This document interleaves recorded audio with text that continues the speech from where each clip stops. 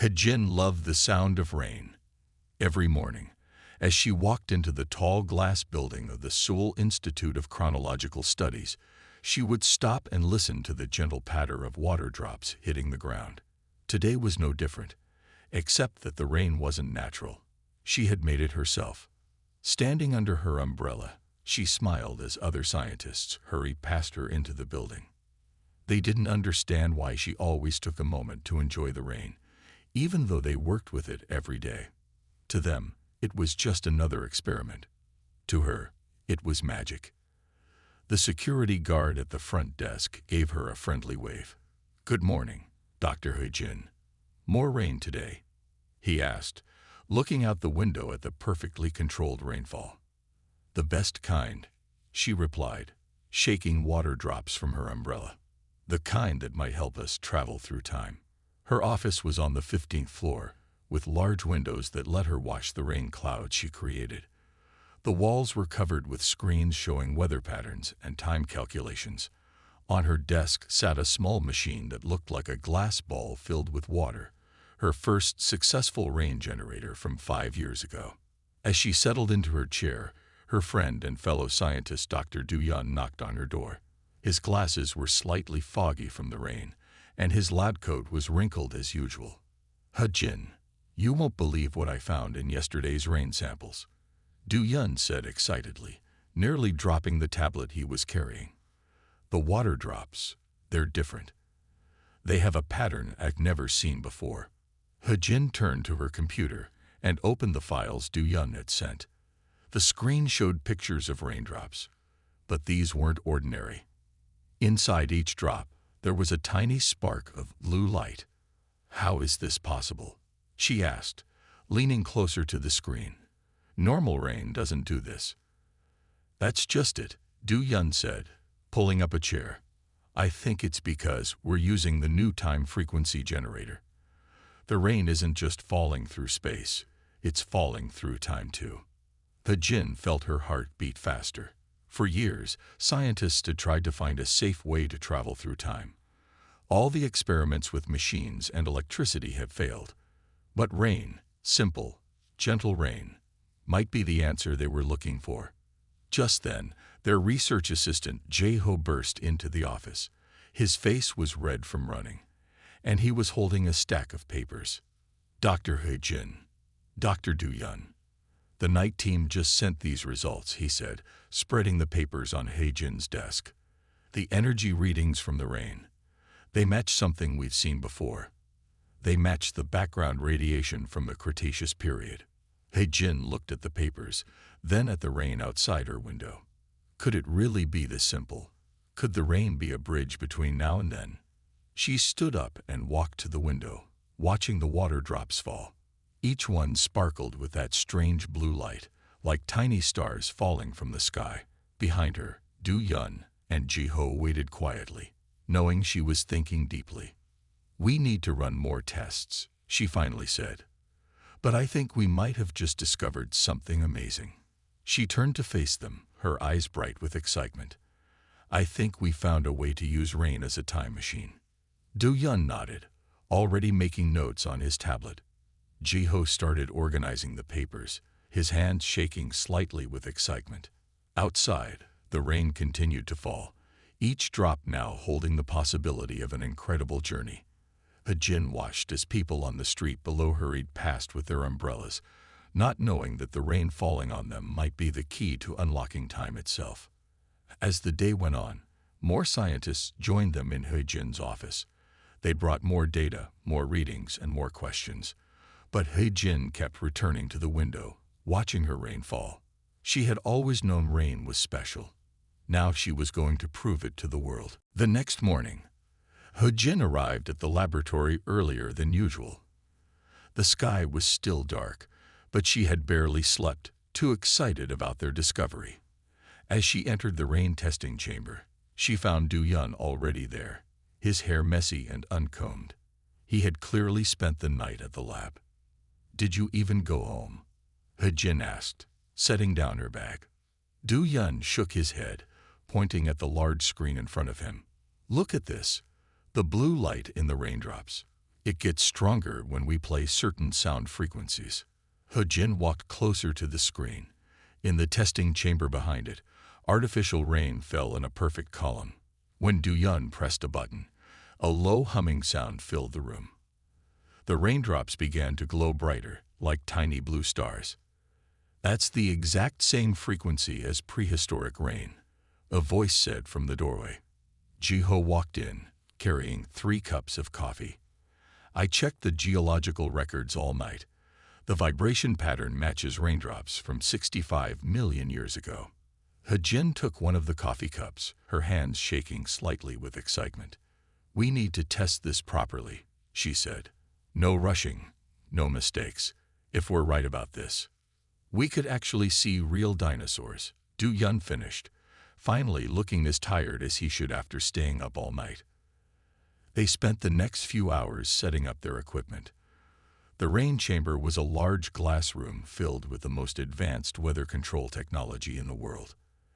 He-Jin had helped design it herself, but today it felt different. Today, it might become more than just a rain machine. As they worked, more scientists arrived at the lab. News about the glowing raindrops had spread quickly. Soon, the observation room was full of people watching through the glass walls. Ready for the first full test? He-Jin asked, checking the control panel one last time. Du-Yun and Ji-ho nodded. They had put on safety suits, even though they were just testing the rain. No one knew exactly what would happen when they combined the prehistoric frequency with their time-sensitive rain. He-Jin pressed the start button.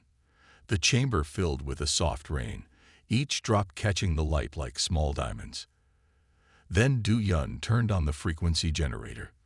The low humming sound returned, and something amazing happened. The raindrops didn't just glow. They started to hang in the air, forming patterns like a curtain of light. The patterns moved in waves, creating shapes that looked like windows or doorways. The temporal energy readings are off the charts, Ji-ho said, staring at his tablet. But they're stable. The rain is somehow holding time still. Through the glass walls, He-Jin could see other scientists taking pictures and making notes. But she wasn't looking at them. She was looking at something else, a shape forming in one of the rain curtains. For just a moment, she thought she saw trees that didn't exist in their time, and heard birds that had been extinct for millions of years. We need to tell the director, Du-Yun said quietly. This is bigger than we thought. He-Jin nodded, but she couldn't take her eyes off the rain curtain. The shape had disappeared, but she knew what she had seen. Their rain hadn't just connected with the past, it had opened a window to it. As they shut down the equipment for the day, He-Jin made notes in her research journal. Today, she wrote, we discovered that rain doesn't just fall through space, it falls through time. And if we can understand it better, it might take us on the greatest journey in human history. Outside the lab, normal rain started to fall. He-Jin smiled, wondering if, somewhere in time, a dinosaur was feeling these same raindrops, waiting for visitors it couldn't imagine would ever come. 1 week after their discovery, He-Jin stood in the rain chamber again. This time, she wasn't alone. Du-Yun and Ji-ho stood beside her, and they had a new team member, Ta-Won, the Institute's head of security. They all wore special environmental suits that He-Jin and her team had designed. These suits will create a small field of our modern rain around us, He-Jin explained, checking Ta-Won's suit connections. The rain field should keep us safe and connected to our time. Ta-Won nodded seriously. He had spent the last 3 days learning about their discovery and insisted on joining the first journey. Safety protocols are all set, he said. If anything goes wrong, we press the red button on our wrists, and the emergency system will pull us back. The Institute's director watched them from behind the safety glass, along with 20 other scientists. Everyone was quiet. They all knew this could be the most important moment in scientific history, or the most dangerous. Rain generators online, Ji-ho said, his voice steady despite his nervousness. The familiar sound of rainfall filled the chamber. Temporal frequency matching prehistoric patterns, Du Yun added, turning on their new equipment. The rain began to glow with that now familiar blue light. Jin took a deep breath. Remember, she said to her team, we stay together. We observe only. We don't touch anything. We don't change anything.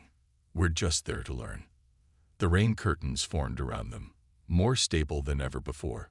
Through the falling water, Jin could see shapes forming, trees, sky, and ground that didn't belong in their time. The humming sound grew stronger. All readings are good, Jai-ho said, checking his instruments. The time window is stable. Now, Jin said quietly. They stepped forward together, through the curtain of glowing rain. For a moment, everything was blue light and the sound of water. Jin felt like she was floating. Then her feet touched solid ground, and the blue light faded. They were standing in a forest, but not any forest they had ever seen. The trees were enormous, with strange leaves. The air smelled different, richer, with more oxygen, and it was raining, just like in their time. But the raindrops were bigger. Time instruments show we've arrived in the late Cretaceous period, Du Yun whispered, looking at his devices, approximately 65 million years ago. Around them, their modern rain field created a gentle barrier, like an invisible umbrella. Through it, they could see everything clearly, but it kept them safely separated from the prehistoric world. Taiwan pointed to their right. Look at those plants. They're nothing like what we have today. Jin looked where he was pointing. The plants were huge, with patterns she had only seen in fossil records. Everything was more vibrant, more alive than she had imagined. The rain sounds different here, Jai-ho said, making notes on his waterproof tablet. It's creating patterns we've never heard before. They walked slowly through the prehistoric forest, their modern rain mixing with the ancient rainfall. Every step brought them past plants and insects that no human had ever seen alive. The air was warm and humid, and distant sounds echoed through the trees. Listen, Jin said suddenly, holding up her hand. Everyone stopped moving. In the distance, they could hear something large moving through the forest. The sound of heavy footsteps mixed with the rainfall, creating a rhythm that made their hearts beat faster. Our first dinosaur is coming, Jin whispered, her eyes wide with wonder. Let's find a safe place to watch. As they carefully moved behind some large ferns, Jin realized something amazing. They were the first humans to ever hear this sound. The first to hear how rain sounded in the age of dinosaurs. The first to see these living creatures in their own time. The footsteps grew closer, and the team held their breath, protected by their rain field, waiting to see what kind of ancient giant would appear through the prehistoric mist. Through the curtain of rain, the team watched as the source of the footsteps came into view. It wasn't just one dinosaur. It was an entire family of Parasaurolophus walking through the prehistoric forest. The dinosaurs were tall, with long curved crests on their heads, and they moved with surprising grace for their size. They're beautiful, Jin whispered, carefully recording everything with her special camera. The rain field around them continued to fall, creating a safe barrier between them and the ancient world. The Parasaurolophus family walked to a large pool of rainwater that had collected between some fallen trees. The largest one, probably the parent, dipped its head to drink. The others followed, making soft trumpeting sounds through their head crests. Look at how they're drinking, Du Yun said quietly. They're using their crests to make sounds in the rain. It's like they're singing to each other. Jai-ho checked his instruments. Our rain barrier is working perfectly, he said. They can't see us or smell us. We're completely hidden. The team watched as the youngest Parasaurolophus played in the rain, splashing water with its tail. It reminded Jin of children playing in puddles in her own time. Some things, it seemed, hadn't changed in 65 million years. Taiwan kept watch while the scientists worked. More movement in the trees to our left, he reported. Something else is coming. Through the rainy mist, they saw another group of dinosaurs approaching the water. These were smaller, with bright feathers that sparkled in the rain. They looked like very large birds, but He-Jin knew they were dromaeosaurids, what many people called raptors. Everyone held their breath, expecting a fight. But something surprising happened. The Parasaurolophus family simply moved to one side of the pool, making room for the newcomers. The feathered dinosaurs carefully approached the water and began to drink. "They're sharing the water," He-Jin noted in her recorder. "The rain has created a peaceful meeting place." As they watched, more dinosaurs came to the pool. Some were kinds they recognized from fossil records. Others were species they had never seen before. All of them shared the water peacefully, their bodies glistening in the rainfall. "The rain is affecting their behavior," Du-Yun said, making notes on his tablet. It's calming them, making them more peaceful." He-Jin noticed something else. The pattern of raindrops hitting the dinosaur's scales and feathers created beautiful sounds. Each species made a different sound in the rain, like nature's own musical instruments. "We need to record these sounds," she said, "the way the rain interacts with their bodies. It might help us understand more about them than their fossils ever could." For several hours, the team stayed hidden behind their rain barrier, watching and recording. They saw how the dinosaurs used the rain for more than just drinking. The smaller ones used it to clean their feathers. The larger ones enjoyed how it cooled their big bodies. Young ones played in it, just like modern animals. As the prehistoric day began to end, He-Jin realized they had discovered something important. Rain wasn't just a part of the dinosaurs' world. It was a key to understanding how they lived, how they behaved, and how they shared their world with each other. "It's time to go back," Tadawon said, checking his watch. "Our power supplies need to recharge." Before they left, He-Jin took one last recording of the scene. Giant creatures from Earth's past, living peacefully together in the rain, sharing a moment that no human had ever seen before. The sounds of their movements, their calls, and the rainfall created a beautiful, calm melody that she knew she would never forget. "Ready to return," she said softly, not wanting to leave but knowing they would come back soon. The team activated their return devices, and the modern rain around them began to glow blue again. As they prepared to step back through time, the last thing they saw was a young Parasaurolophus looking up at the rain, its crest making the gentle humming sound that mixed perfectly with the falling water. Back in their own time, He-Jin and her team had just finished sharing their discoveries with the Institute's scientists when young Sumin, their weather pattern specialist, burst into the conference room. Her face showed both excitement and worry. "Dr. He-Jin," Sumin said, trying to catch her breath, "you need to see this right away. There's a massive storm forming." The team followed Sumin to the weather monitoring room. The large screen showed dark clouds gathering over Seoul, but these weren't normal storm clouds. They had the same blue glow as their time travel rain. "The storm is creating its own temporal energy," Sumin explained, pointing to her readings. "And look at this." She pulled up another screen showing weather patterns from their instruments in the prehistoric era. "The same kind of storm is forming there too, at exactly the same time." He-Jin studied both screens carefully. Two storms, separated by 65 million years, but happening at the same time. "This can't be a coincidence." Do-Yun adjusted his glasses, looking worried. "If these storms connect through time, they could either trap us in the past or," his eyes widened, "or create the perfect path home." "What do you mean?" Taiwan asked, looking between the scientists. Jai-Ho understood first. "He means the storms could act like a natural time bridge, much stronger than our artificial rain field." Outside the Institute's windows, the sky grew darker. The rain that fell now had a slight blue glow, visible even without their special equipment. People on the street below stopped to look up at the strange sight. "We need to calculate exactly when both storms will be strongest," He-Jin said. "If we're going to use this opportunity, we have to get the timing perfect." Sumin sat at her computer and started working with the numbers. Her fingers moved quickly over the keyboard as she created new weather models. "The storms will reach their peak in about 6 hours," she said. "But the strongest connection point will only last for 10 minutes. 10 minutes. Ta-One shook his head.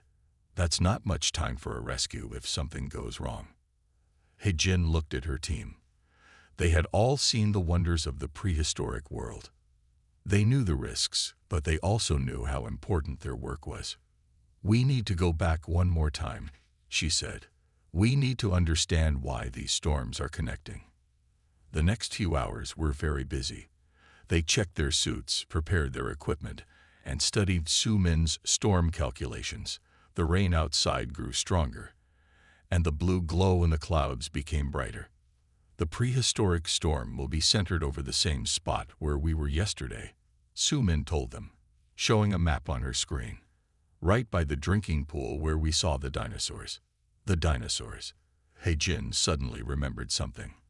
They were so calm in the rain. What if they can sense these temporal storms? What if they've always known something about time that we're just starting to understand? As if answering her question, a loud thunder rolled across the sky. The sound seemed to echo longer than normal thunder should, as if it was rolling through time itself. 1 hour until peak connection," Su-Min announced, checking her instruments. The screen showed both storms growing stronger, their patterns matching perfectly across millions of years. He-Jin looked at her team. They all nodded, ready to go back one more time. They knew this journey would be different. This time, they weren't just going to watch history. They were going to be part of it. Thunder rolled again, and in the sound, He-Jin thought she could hear the calls of distant dinosaurs, singing with the storm that bridged time itself. The team stepped through the time portal into a prehistoric world that looked very different from their last visit. The storm made the sky dark, and the glowing blue rain fell heavily around them. Their rain-filled suits glowed brightly against the darkness.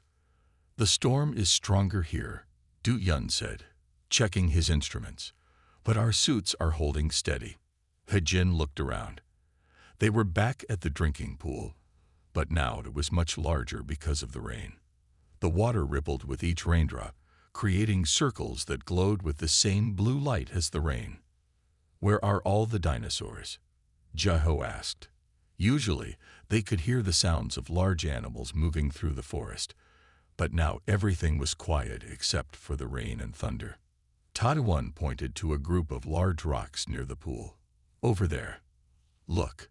In the shelter of the rocks, they saw something amazing. A group of young tyrannosaurs, each about the size of a horse, huddled together. But they weren't hunting or fighting. They were sleeping. There, napping in the storm. Jaho whispered, surprised. He-Jin moved closer, protected by their rainfield. The young tyrannosaurs were indeed sleeping peacefully. The rain made a soft drumming sound on their feathered bodies. With each thunder roll, they seemed to snuggle closer together. "The storm isn't scaring them," He-Jin said quietly. "It's soothing them." Du-Yun checked his sound recording equipment. The rain hitting their feathers and the rocks. "It's creating a pattern. Listen." They all stood still and listened carefully. The rain wasn't just falling randomly. When it hit the rocks and the dinosaurs, it created a gentle rhythm. The sound was like a soft melody, rising and falling with the wind. "It's like a lullaby," He-Jin realized. "A natural lullaby that's been playing for millions of years." As they watched, more dinosaurs came to the rocks. Adult tyrannosaurs arrived, checking on their sleeping young ones. But instead of hunting the other dinosaurs that came, they too settled down to rest. The storm's song seemed to make everyone peaceful. "The temporal energy in the rain," Su-Min said through their radio from the present time. "It's reaching its peak. You have about 20 minutes before the strongest connection point." He-Jin knew they should prepare to leave, but she couldn't stop watching the scene before them. Predators and prey, all resting together in the storm. The rain's song had brought peace to some of the most powerful creatures that ever lived. "We need to record this," she said. "The sound pattern, the way the rain falls, everything." Jai-ho set up their best recording equipment while Du-yun took readings of the rain's energy. The blue glow in the storm grew stronger, making the whole scene look magical. A baby tyrannosaur lifted its head sleepily, looking in their direction. For a moment, He-jin thought it could see them through their rainfield. It made a soft chirping sound, like a giant sleepy bird, then put its head back down. "Recording complete," Jai-ho said. "We've captured everything. The rain pattern, the sound frequencies, even the temporal energy waves. 10 minutes until peak connection." Sumin's voice came through their radio. He-jin took one last look at the sleeping dinosaurs. She understood now that rain wasn't just a tool for time travel. It was nature's way of connecting all living things, past and present. The same rain that helped these ancient creatures sleep would one day fall on the children of her own time. Thunder rolled again, softer now, like a gentle reminder that it was time to go. The team prepared to return home, carrying with them the recording of Earth's oldest lullaby, a song sung in the language of rain. Back in their own time, He-jin and her team sat in the quiet conference room, listening to the recording of prehistoric rain. The sound filled the room. Soft drops hitting dinosaur feathers, gentle thunder, and the peaceful breathing of sleeping tyrannosaurs. "This is more than just a scientific discovery," He-jin said, turning to look at each member of her team. "We found something that connects all of Earth's history, the sound of rain." Outside their windows, the modern storm continued. The rain still glowed with that strange blue light, creating patterns on the glass. Sumin studied her screens, watching both storms, present and prehistoric, move in perfect harmony.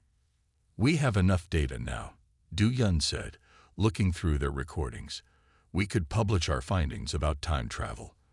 We could tell the world about the rain bridges between past and present." Jai-ho nodded excitedly. "Think about what this means for science. We could study any time period. We could learn everything about dinosaurs, not just from fossils, but from watching them alive." But He-jin was quiet, thinking about the sleeping tyrannosaurs. "There's something else we need to consider," she said slowly. "Something more important than just scientific discovery." Taiwan looked at her curiously. "What do you mean?"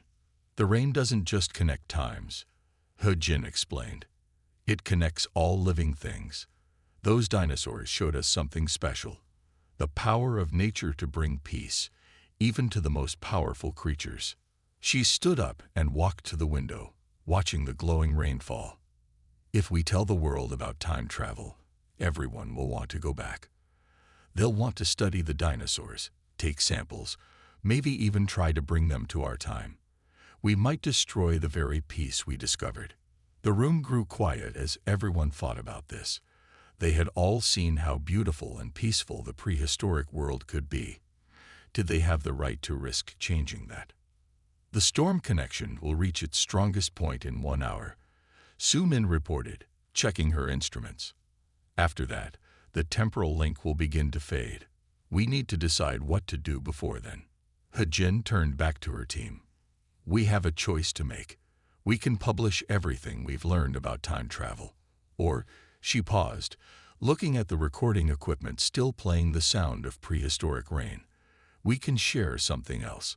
Something that might help people in our own time find the same peace we saw in the past." "The rain lullaby," Du-yun said softly, understanding. "The pattern that calmed even the tyrannosaurs." "Yes," He-jin nodded. "Instead of telling people how to travel through time, we could share nature's oldest song. We could help them connect with the past through the rain itself." Jai-ho looked disappointed. "But all our work on time travel, all our discoveries, won't be wasted," He-jin assured him. "We'll keep studying the rain, learning its patterns. But maybe some discoveries aren't meant to be shared all at once. Maybe some secrets belong to the rain itself." Thunder rolled outside, and for a moment, the blue glow of the rain grew stronger. It was as if the storm itself was waiting for their decision. He-jin looked at each member of her team, knowing that whatever they chose would change not just their future, but their understanding of the past. 6 months after the storms connected past and present, Ho-Jin sat in her living room, listening to the sound of rain outside her window. But this wasn't ordinary rain. It was created by the new Temporal Rain Project, which now provided special rainfall to cities around the world. The project had started after Ho-Jin and her team made their choice. Instead of revealing the secret of time travel, they had shared something else with the world: the peaceful patterns of prehistoric rain. They had found a way to make modern rain fall in the same gentle rhythms that once calmed dinosaurs. In her arms, Ho-Jin held her young daughter, Minna, who was having trouble sleeping. As the rainfall created its ancient melody against the windows, Minna's eyes began to grow heavy. The dinosaurs used to fall asleep to this same sound, Ho-Jin whispered, smiling as her daughter drifted off to sleep. The rain played its 65-million-year-old lullaby, connecting this moment to that ancient time. At the Institute, things had changed. Do-Yun and Ji-Ho still studied the time travel properties of rain, but they kept their discoveries secret. Instead, they focused on understanding how rain's patterns affected living things. Their research helped create rain programs that could calm busy cities, help people sleep, and remind everyone of their connection to Earth's past. Su-Min had become the head of the Temporal Rain Project. She worked with weather stations worldwide, teaching them how to create rain that carried the peaceful rhythms of prehistoric times. Children everywhere now fell asleep to the same gentle sounds that once soothed young tyrannosaurs. Taiwan still provided security for the Institute, but his job had changed too.